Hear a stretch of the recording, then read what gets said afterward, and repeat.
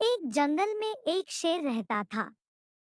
वह अपनी गुफा में रहने वाले एक चूहे से बहुत परेशान था।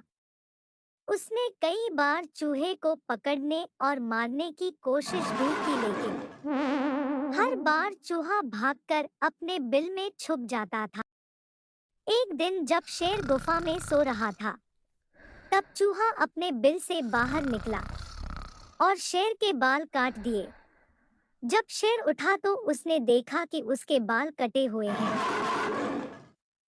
उसे बहुत गुस्सा आया और उसने चूहे को पकड़ने की एक तरकीब सोची।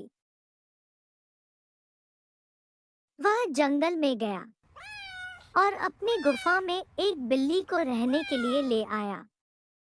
तब से जब भी शेर सोता या आराम करता, बिल्ली पहरा देती। शेर भी प्रतिदिन बिल्ली के लिए ताजा मांस लाया करता था। इस वजह से बिल्ली बहुत खुश थी।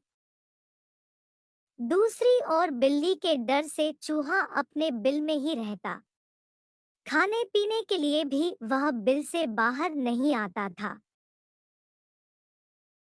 एक दिन भूख प्यास से व्याकुल चूहा अपने बिल से निकला। उसने देखा कि शेर आराम कर रहा है और बिल्ली ताजा मांस खा रही है।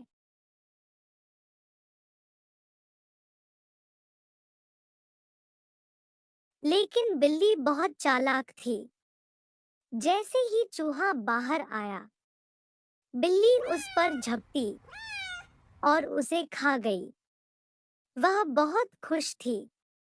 जब वह शेर से कहेगी, अब चूहे से परेशान होने की जरूरत नहीं है, तब शेर बहुत प्रसन्न होगा और उसके लिए ढेर सारा ताजा मांस लाएगा।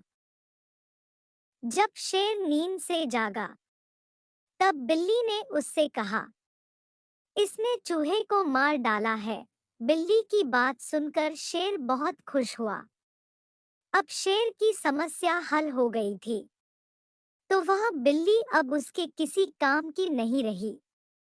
उस दिन से शेर ने बिल्ली के लिए मांस लाना बंद कर दिया।